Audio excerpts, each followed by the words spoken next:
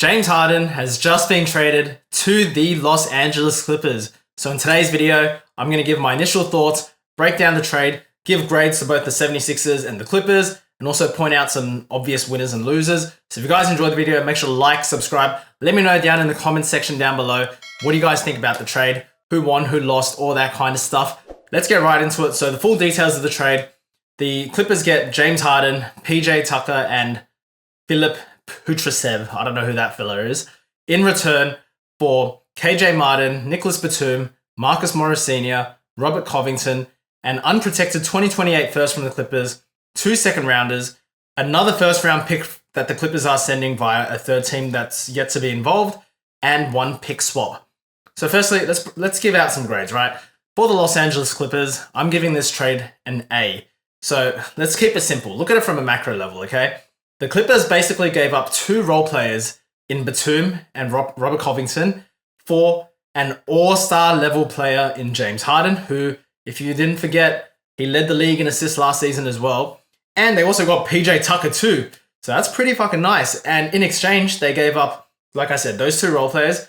They gave up Marcus Morris Sr., who was doing everyone's heads in because I don't know why that guy was playing 25 minutes a game. And also KJ Martin, who I do think is a nice, promising young player, but he couldn't break into the rotation.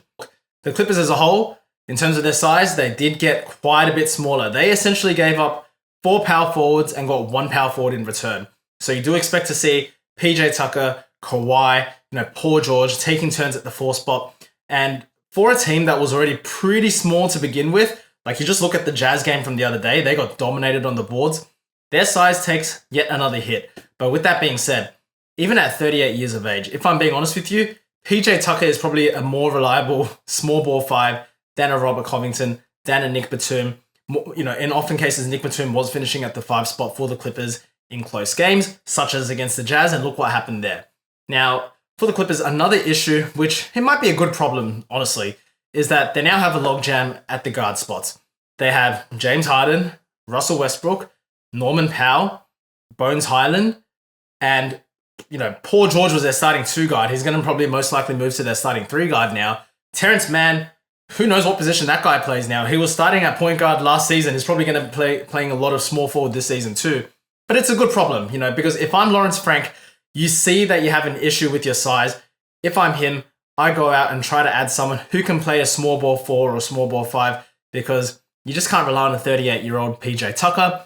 And if I'm Lawrence Frank, the guy that I'm going to be shipping is probably Bones Highland because I feel like he's the odd man out. Norm Powell, electric scorer off the bench, that's the same skill set that Bones Highland clashes with, I suppose. And if you look at those 2 guys, Powell is definitely the superior player. Terrence Mann here has something else to offer. Harden and Westbrook aren't losing any playing time, so I do think Bones Highland is the odd man out. Overall, look, the trade, it's still an excellent deal for the Clippers. They had some issues with their size, yada, yada, yada. But at the end of the day, you got James Harden and you gave up 2 guys who are decent role players, but yeah, you got James Harden, bro. So I give him an A. For the 76ers, I give them a C as of right now.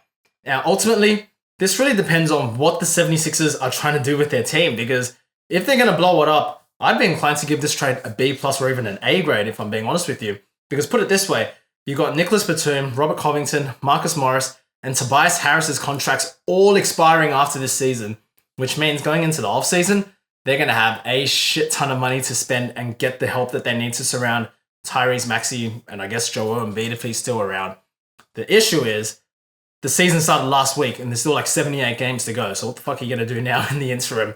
With that being said, like in terms of, if you are going to rebuild and go that route, it's a great trade because you also got a lot of picks. You got that 2028 pick, which is going to be juicy. You got 2 second rounders. You got a pick swap. And you also got 1 more first round pick coming your way from an unknown team, I guess, as of the time I'm recording this video.